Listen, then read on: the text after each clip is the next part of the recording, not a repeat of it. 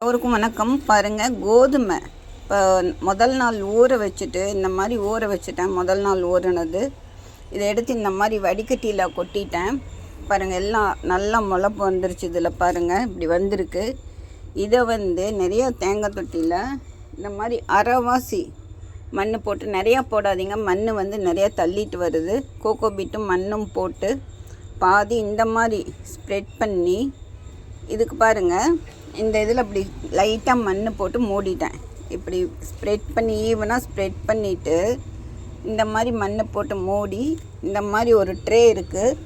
நீங்கள் ட்ரே இல்லைனாலும் அப்படியே எதுலையாவது வைக்கலாம். இந்த ஜன்னல் இருக்குது எங்கள் வீட்டில், இந்த வெளிப்பக்கம். இதில் எடுத்து காத்தோட்டமாக நம்ம வச்சிடலாம்.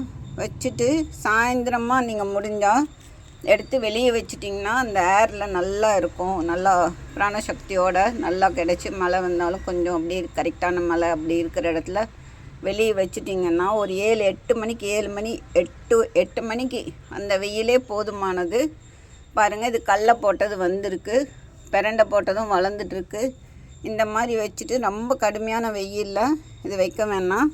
இப்படி எடுத்து வச்சுட்டு மேற்கொண்டு மண் கொஞ்சம் நம்ம அப்படி தூவி எடுத்து வச்சிடலாம். பாருங்கள், இந்த மாதிரி மண் போட்டு நம்ம எடுத்து வச்சிடலாம். ஈவனாக மண் போட்டு எடுத்து வச்சிடலாம். இது ஒரு வாரம் அப்படியே நம்ம வளர வளர பார்த்துட்டு அப்சர்வ் பண்ணிட்டு வந்தோம்னா நல்லா வளர்ந்துடும். பாருங்கள், இப்படி எடுத்து வச்சுட்டேன். இதில் இது பாருங்கள், பாசி பயிர் போட்டு மூடி வச்சுருக்கேன் நான். கொஞ்சம் வந்திருக்கு, இப்படி முளை கட்டி போட்டிருக்க தேங்காய் தொட்டியில் தான். தண்ணி கொஞ்சமாக தொளிக்கலாம். இந்த இதில் வெந்தயம் ஊற வச்சுருக்கேன், வெந்தயமும் போடலான்ட்டு இருக்கேன். கடுகு எல்லாமே நீங்கள் போடலாம். என்னென்ன வரும்னு நம்மளுக்கு அப்போ தான் தெரியும். சியா சீடு எனக்கு வரல, நீங்கள் ட்ரை பண்ணி பார்க்கலாம். கடுகு, வெந்தயம், உளுந்து நல்லா வருது. இதெல்லாம் நம்ம மைக்ரோ க்ரீனாக போடலாம். நீங்களும் எனக்கு சொல்லலாம் என்னென்ன வருதுன்னு. Okay, by.